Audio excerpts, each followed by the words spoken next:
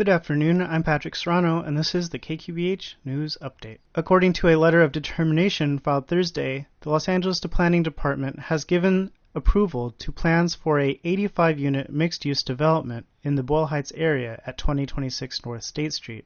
The project will be located at a vacant lot at the intersection of North State Street and Pomeroy Avenue, with the plan to construct 65 one-bedrooms and 20 two-bedrooms. According to last week's determination letter, the project will set aside 8 units for extremely low-income households. The City of LA's Bureau of Engineering is leading a project to replace the 6th Street Bridge in Boyle Heights. The project, being called the Ribbon of Light, will be the largest bridge project in the history of LA and will cost an estimated $588 million, funded by the Federal Highway Transportation Administration, Caltrans, as well as the city. After completion, the city will construct a 12-acre park underneath that will provide access to the LA River, and the city has plans to have public art and recreation programming to start. The 3,500 square foot bridge that connects Boyle Heights to the Arts District was built in 1932, and it has been in countless movies as a staple of LA. The new bridge is expected to be completed next summer. On Tuesday, April 20th, a pedestrian was struck and killed by a car near the junction of southbound 101 and eastbound 10 freeway, according to California Highway Patrol.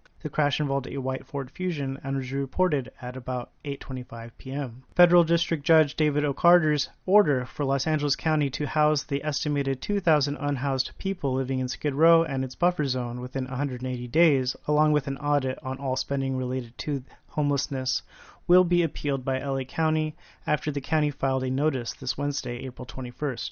Judge Carter is mandating the county to set a timetable by which single women, unaccompanied children in Skid Row must be offered placement within 90 days, and every houseless person in the downtown area must be offered shelter by October 18th. The order was issued Tuesday by Judge Carter, who believes that Los Angeles County's wrong-headed focus on creating permanent housing has perpetuated racism, spread encampments, and caused the avoidable death of black people. This comes a day after Los Angeles Mayor Eric Garcetti vowed to spend nearly $1 billion to get people off the streets. U.S. District Judge Carter ordered the $1 billion to be placed in escrow with a spending plan to be, quote, accounted for and reported to the court within 7 days, unquote. Garcetti and the Democratic majority of the Los Angeles County Board of Supervisors adopted a $1.2 billion construction plan to create permanent supportive housing, including long-term leases, counseling, and other services, but their efforts have been stalled by delays and cost overruns.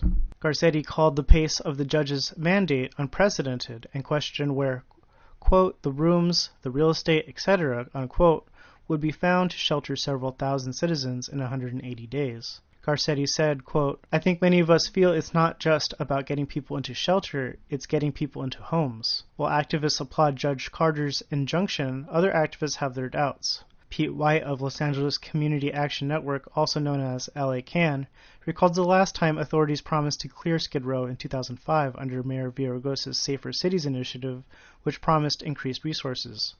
When resources didn't happen, White said, quote, we know how that turned out. 3 years later, 27,000 arrests, 6,000 citations, and uncounted people disqualified and pushed out of their housing they had, unquote, because of their record.